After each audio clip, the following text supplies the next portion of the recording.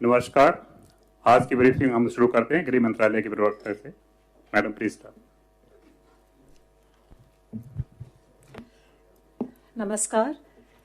कल गृह मंत्रालय ने आदेश जारी कर उन लोगों की आवाजाही की अनुमति दी है जो अलग अलग स्थानों पर लॉकडाउन की वजह से फंसे हुए हैं, जैसे कि स्टूडेंट्स, प्रवासी मजदूर, पर्यटक, तीर्थयात्री इत्यादि। राज्य सरकारों को इनके यात्रा की व्यवस्था करते समय कुछ बातों का ध्यान रखना होगा। सभी राज्य तथा केंद्र शासित प्रदेश अपने नोडल प्राधिकारी नियुक्त करेंगे जो ऐसे फंसे हुए लोगों की आवाजाही के लिए स्टैंडर्ड प्रोटोकॉल विकसित करेंगे। वे ऐसे स्ट्रैंडेड व्यक्तियों का पंजीकरण भी करेंगे। संबंधित राज्य आपस में सलाह मशवरा करके सड़क मार्ग से यात्रा पर परस्पर सहमति बनाएंगे। जाने वाले सभी लोगों की स्क्रीनिंग होगी और एसिम्प्टोमेटिक पाए जाने पर उन्हें जाने की अनुमति मिलेगी। समूह में यात्रा के लिए बस का प्रयोग किया जाएगा। बसों को सैनिटाइज किया जाएगा और बस में बैठते समय सोशल डिस्टेंसिंग के नियम का सख्ती से पालन किया जाएगा। ट्रांजिट रूट में आने वाले सभी राज्य इन लोगों की आवाजाही की अनुमति देंगे। गंतव्य पर पहुंचने के उपरांत स्थानीय स्वास्थ्य अधिकारी इन लोगों का मेडिकल चेकअप करेंगे। यदि इन्हें संस्थागत क्वारंटाइन की आवश्यकता नहीं प्रतीत होती है तो 14 दिन के लिए होम क्वारंटाइन में रखेंगे। नियमित रूप से इनका हेल्थ चेकअप किया जाएगा और इनके स्वास्थ्य पर नजर रखी जाएगी। यात्रियों को आरोग्य सेतु ऐप का उपयोग करने के लिए प्रोत्साहित किया जाएगा। सभी राज्यों को इन सभी निर्देशों का सख्त अनुपालन करना होगा। इसके अलावा आज मैं आपके साथ हमारी 2 इंटरमिनिस्ट्रियल सेंट्रल टीम्स जो हैदराबाद और चेन्नई गई हैं, उनका भी फीडबैक शेयर करूंगी। हैदराबाद हमारी जो IMCT गई है, उन्होंने अस्पतालों का, central drug store, shelter homes, मंडी इत्यादि का दौरा किया। उन्होंने पाया कि राज्य के पास पर्याप्त मात्रा में टेस्ट किट्स, PPE किट्स इत्यादि उपलब्ध हैं। राज्य सरकार एक end to end IT dashboard use कर मरीजों की टेस्टिंग से डिस्चार्ज तक ट्रैकिंग कर रही है। उन्होंने गांधी अस्पताल भी विजिट किया जो कोविड-19 के लिए स्टेट नोडल सेंटर है और यहाँ टीम ने पाया कि इलाज और डिस्चार्ज के सभी प्रोटोकॉल्स का अनुपालन किया जा रहा है। इस अस्पताल में प्रदेश के 93% से ज्यादा केसेस का इलाज किया गया है और यहाँ पे 300 टेस्ट प्रतिदिन करने वाली लैबोरेटरी भी है। इलाज होने के बाद अस्पताल की गाड़ी पेशेंट को घर तक छोड़ती है और मोबाइल संदेश द्वारा भी 14 दिन होम क्वारंटाइन की सूचना देती है। अस्पताल में भर्ती मरीजों को फ्री वाईफाई इत्यादि की भी सुविधा दी गई है। टीम ने किंग कोटी जिला अस्पताल का भी दौरा किया। वहां भी सभी प्रोटोकॉल्स का अनुपालन हो रहा था और सैंपल कलेक्शन की सुविधा भी थी। टीम ने वहां सुझाव दिया कि अस्पताल में डॉनिंग और डॉफिंग एरियाज को दूर दूर होना चाहिए। कर्मचारियों और मरीजों के लिए अलग अलग कॉरिडोर होने चाहिए। कुछ वार्डों में अटैच शौचालय नहीं थे।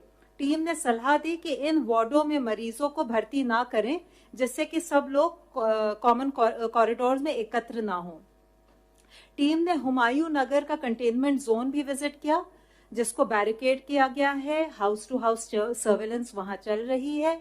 आवश्यक सामान और सेवाएं निगम द्वारा डोर स्टेप पर उपलब्ध कराई जा रही हैं, जिसके लिए निगम स्टाफ और कंटेनमेंट जोन के निवासियों का एक व्हाट्सएप ग्रुप भी बनाया गया है। कुछ हिस्सों में पुलिस द्वारा ड्रोन की मदद से निगरानी भी की जा रही है। टीम ने क्वारंटाइन सेंटर भी विजिट किया और वहां की स्थिति संतोषजनक पाई।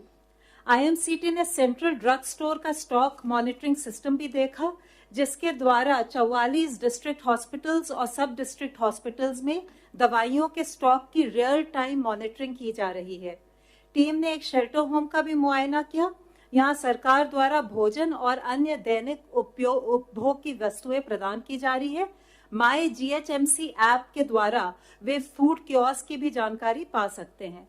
इसके अलावा म्युनिसिपल कॉरपोरेशन ने मोबाइल कैंटीन्स का बंदोबस्त किया है, जो old age homes, night shelters, orphanages, transgenders को भी भोजन की सुविधा उपलब्ध करा रही है।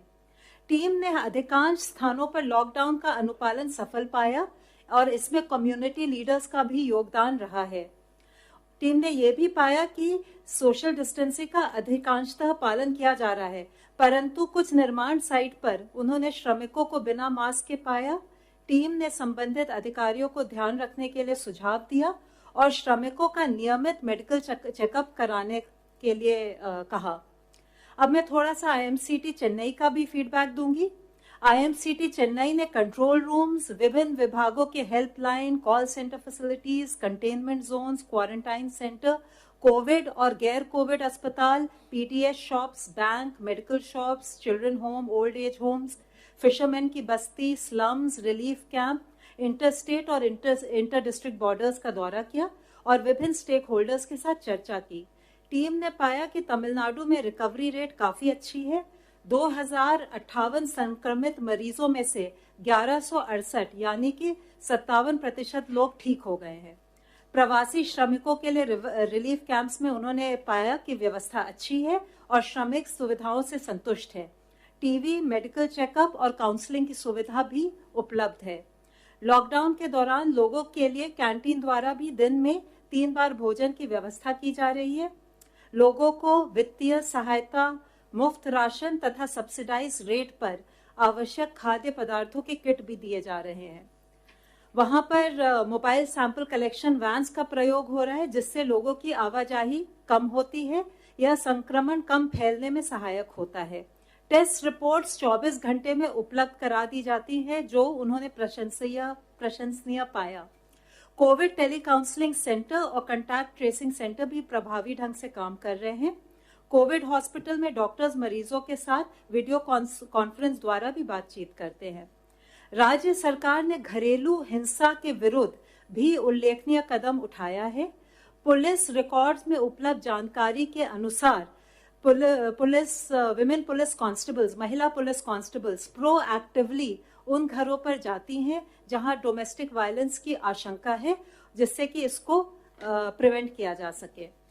अपने अनुभवों के आधार पर आईएमसीटी ने राज्य सरकार को कुछ सुझाव भी दिए हैं, जैसे कि भीड़ भाड़ इलाकों में, स्लम्स में, बैंक की शाखाओं पर सोशल डिस्टेंसिंग के अनुपालन के लिए और पुख्ता कदम उठाएं। मछुआरों के गांव में भी कोविड-19 संबंधी जागरूकता बढ़ाने की अति आवश्यकता है। अस्पतालों में जो रिश्तेदार प्रतीक्षा कर रहे हैं या लिफ्ट का इस्तेमाल कर रहे हैं, उनमें सोशल डिस्टेंसिंग का अनुपालन भी जरूरी है। हेल्थ केयर वर्कर्स में पीपीई का इस्तेमाल बढ़ाना होगा। ट्रक ड्राइवर्स की भी स्क्रीनिंग करने के लिए उन्होंने राज्य सरकार को सुझाव दिया। हमारी आशा है कि केंद्र और राज्य सरकार के एकजुट प्रयास से कोविड-19 के नियंत्रण में हम सफल होंगे। धन्यवाद। धन्यवाद। Health ministry representative please. पिछले 24 घंटों में देश में 1718 नए केसेस आए हैं, जिससे कि देश में रिपोर्ट हुए टोटल केसेस की संख्या अब बढ़कर 33,050 केसेस हो चुकी है। अगर हम देखें जो हमारे पास अभी एक्टिव मेडिकल सुपरविजन के केसेस हैं, तो वह संख्या 23,651 है।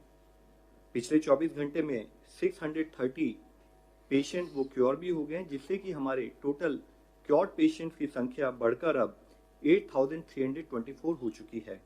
इस तरीके से अगर हम देखें तो हम पाते हैं कि हमारे देश में टोटल रिकवरी रेट प्रेजेंटली 25.19% है। रिकवरी रेट के अंदर हम एक प्रोग्रेसिव ट्रेंड ऑब्जर्व कर रहे हैं। जैसा कि आप लोगों को इससे पहले भी बताया है कि 14 दिन पहले का अगर रिकवरी रेट देखें तो वह 13.06% था, जो कि अब बढ़कर 25% के ऊपर पहुंच गया है। यह एक बहुत ही पॉजिटिव साइन है।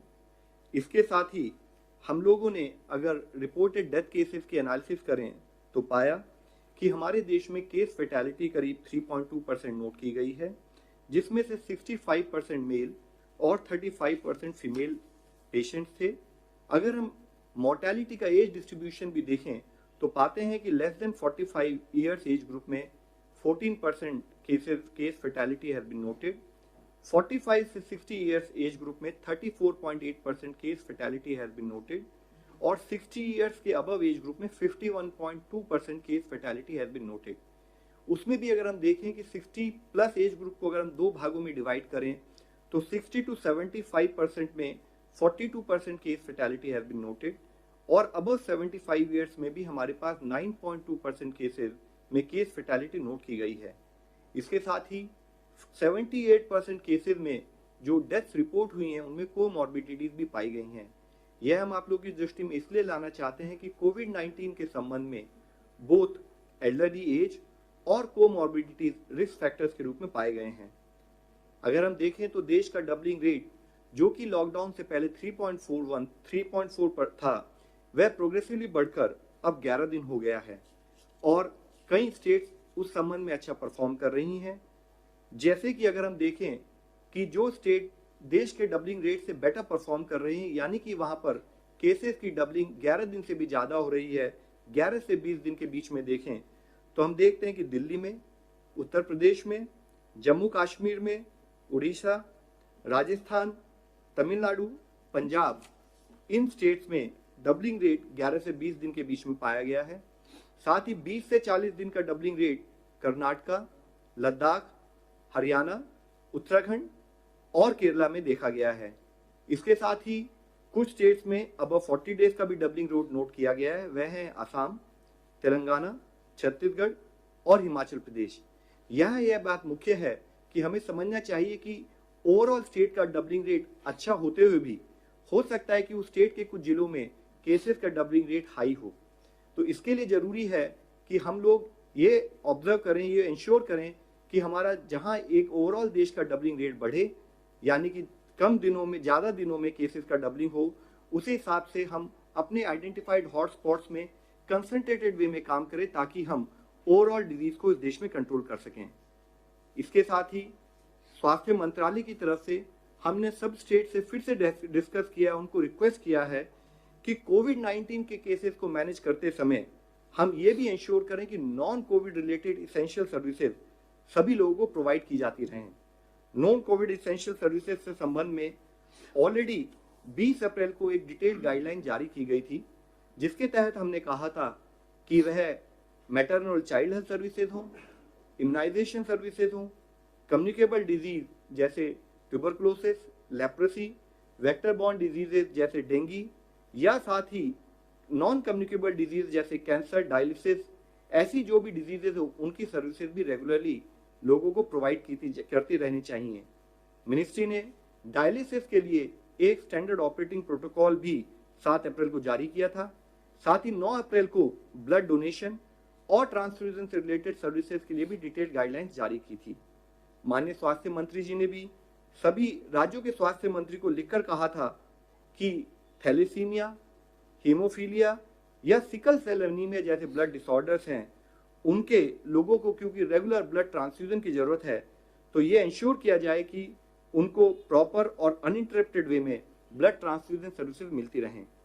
राज्य में ये भी कहा गया है कि प्राइवेट क्षेत्र के कई अस्पताल अपने रेगुलर पेशेंट्स को डायलिसिस, ब्लड ट्रांसफ्यूजन, कीमोथेरेपी और इंस्टीट्यूशनल डिलीवरी जैसी क्रिटिकल सर्विसेज को देने में किसी कारणवश भय की वजह से या लैक ऑफ अंडरस्टैंडिंग की वजह से कभी कभी संकोच कर रहे हैं।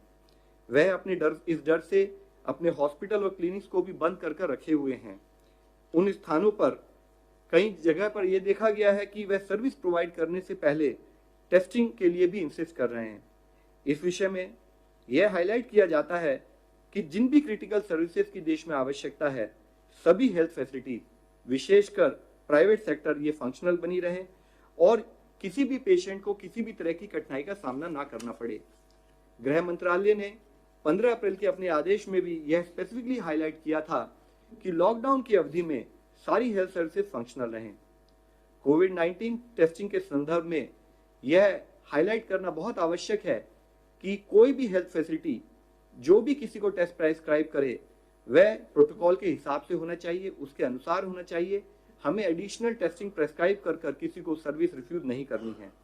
साथ ही हमें यह इंश्योर करना है कि पर्सनल प्रोटेक्शन इक्विपमेंट और उसके साथ ही इन्फेक्शन प्रिवेंशन और कंट्रोल से रिलेटेड सभी गाइडलाइंस बोथ गवर्नमेंट और प्राइवेट सेक्टर में सब तरीके से फॉलो की जाएं।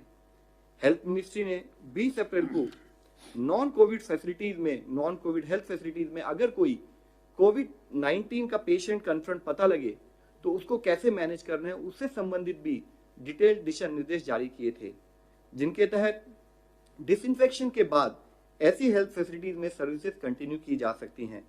इन गाइडलाइंस को ट्रू लेटर और स्पिरिट में इंप्लीमेंट करना बहुत जरूरी है ताकि हमारी हेल्थ फैसिलिटीज प्रोलॉन्ग समय के लिए बंद ना रहें। और साथ ही प्रोफाइलैक्सिस के रूप में हाइड्रोक्सिल क्लोरोक्विन का इस्तेमाल किया जाए, जिसके संबंधित डिटेल्ड एडवाइजरी भी ऑलरेडी जारी की जा चुकी है, और साथ ही हाइड्रोक्सिल क्लोरोक्विन की सफिशिएंट अवेलेबिलिटी भी फील्ड पर इंश्योर की गई है। सभी लोगों से रिक्वेस्ट है कि हर तरीके से सर्विस सुचारू रूप से चलती रहे। हमारी हेल्पलाइन भी, जहां पर भी अगर कोई डिनायल ऑफ सर्विस रिलेटेड कोई कंप्लेन या कोई इशू रेज होता है तो वह भी स्टेट गवर्नमेंट के कोऑर्डिनेशन से करते हुए इसको सॉल्व करें, इसको सॉर्ट आउट करें, और किसी को भी इसेंशियल क्रिटिकल सर्विसेज के लिए इनकार ना किया जाए। धन्यवाद। पहला ऑनलाइन क्वेश्चन हेल्थ मिनिस्ट्री के लिए है। Rapid antibody test kits are being sold in the market at a higher price for private use. What steps the ministry can take so that it does not happen that the people are selling at a higher price? Sir, rapid diagnostic test के विषय में हम कई बार इससे पहले discuss कर चुके हैं। इनका बड़ा लिमिटेड रोल है in terms of epidemiological understanding और सर्विलेंस, और इसके तहत ही आईसीएमआर इसको पूरा कोऑर्डिनेट कर रही है, स्टेट गवर्नमेंट के साथ कोऑर्डिनेट करते हुए इसको वह गाइड कर रही है कि कैसे रैपिड डायग्नोस्टिक किट्स अगर यूज़ की जाए तो किस तरीके से यूज़ किए जाएं। इसके लिए ये समझना बहुत ज़रूरी है, मुख्यतः हमारे को जन जागरूकता की ज़रूरत है कि सबसे पहले हम ये इंश्योर करें कि इसका बहुत लिमिटेड पर्पज़ है। एंटीबॉडीज़ बनने में समय लगता है, और एंटीबॉडीज़ का इससे केवल ये आइडेंटिफिकेशन होता है कि अगर इसकी एंटीबॉडीज़ उस मनुष्य में बनी या नहीं बनी है। As far as testing and treatment protocol is concern, उसके लिए हमें RT-PCR टेस्ट को ही यूज़ करना है। Keeping in view yesterday's order of the Home Ministry, there is a question from BBC correspondent. Getting stranded migrant laborers from far off places, it is not possible to transport them by buses. Many state governments have asked for running of the special trains. Is the Government of India or the Home Ministry considering to consider this proposal? अभी तो आदेश जो आपके साथ मैंने share किया है वो buses का यूज करने का है। Kamal from India Today.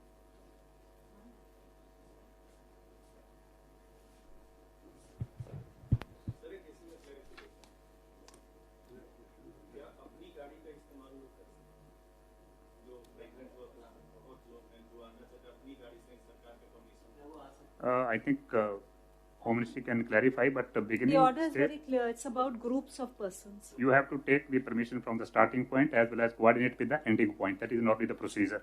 Yeah, come. So US has talked about remdesivir. We want to know how positive are you about this particular treatment, and is there something about the copyright or something to do with this a certain? Ma'am, we don't have a concept of copyright in medicine. I'll just like to highlight. And remdesivir is one of the medical protocol which is being examined world over. And beside that, there are other protocols which are being considered. I have highlighted it in earlier times also. So based on how the situation emerged, because as of now there is no confirmed treatment in terms of identification that this is the particular treatment protocol which has to be followed. All are still under examination. If you are talking about remdesivir, so it is also one of the study which has got published, which also was done by United States National Institute of Allergic and Infectious Diseases. There also the study did not conclusively prove as of now that yes, it is going to be 100% helpful. However, we are waiting for larger evidence to be generated for us to take a meaningful action at the field level. So there is a Hyderabad-based lab which is doing controlled growth of viruses at the CCMB lab. Would you be able to elaborate on that? Ma'am, there are a lot of experimentation going on across the country in collaboration with Department of Science and Technology, Department of Biotechnology and ICMR. And all, whatever experiment we are doing presently, we are waiting for them to give a conclusive evidence in terms of taking a meaningful action at the field level. Mr. Brikant Prabhakar, Sahara TV.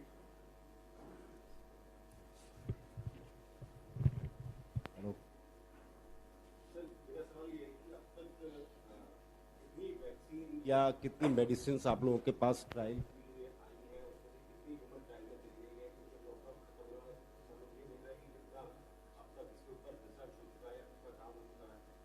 है कि human trial शुरू हो गया हो कुछ vaccine का या कुछ मेडिसिन का? So we have discussed in greater detail even in earlier times. As I again mentioned just now, there are multiple organizations within our multiple ministries which are coordinating large amount of trials across the field level. There are few vaccine candidates which have been identified across the world, and we are also collaborating with Solidarity Trial along with WHO in terms of those. Our institutes, private institutes across the country are also engaged with those trials in collaboration with our ministry. However, it is important to understand that development of a vaccine or development of a drug is a time-consuming process. There are different stages which have to be passed in terms of understanding that it will be safe and efficacious in terms of usage at the human level. So based on that, all the different stages, I mean the trials are at different levels. Nothing conclusive have come in terms of identifying. As far as India is concerned, we had identified hydroxychloroquine to begin with as a prophylaxis treatment. Another online question. The government has shared the definition of various red zones, orange zones, and green zones.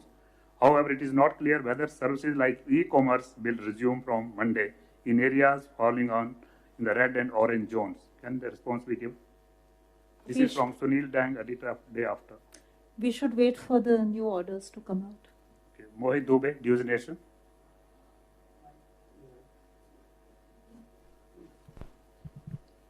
Sir hello sir, मेरा सवाल आपसे है कि जो आपने अभी स्थितियां बताई हैं कि लगातार जो कोरोना संक्रमण है वो कहीं ना कहीं कम होता जा रहा है, जो प्रदेशों की जो स्थितियां हैं वहां पे भी परफॉर्मेंस ठीक है, तो क्या लॉकडाउन का जो वक्त है वो 3 तारीख तक ही है?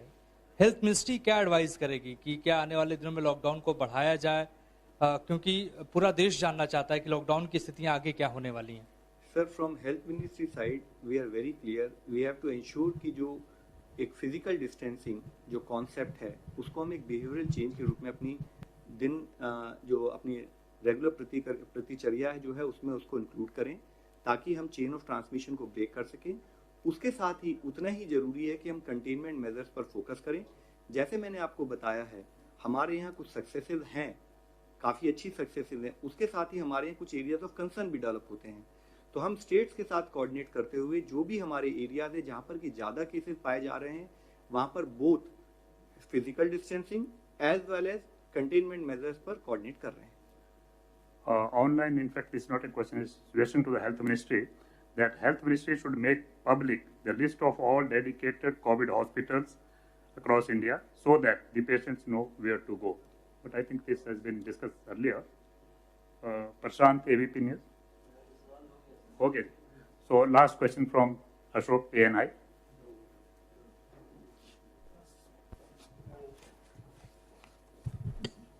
Sir, how many RT-PCR tests at present does India have, and how many more will import in the coming days? What is the estimate timeline? Sir, as we have discussed earlier also, RT-PCR test availability from one single lab.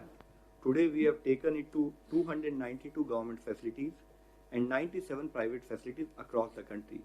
So we have progressively scaled it up, and from the fact that we were doing few hundreds per day, now just to bring to your kind notice, we have come to the level where yesterday in the country 58,686 tests have been done. And if you see the average number of tests performed per day for the RT-PCR in the country for the last 5 days, the figure has progressively increased and it has come to 49,800 tests on an average per day conducted in the last 5 days.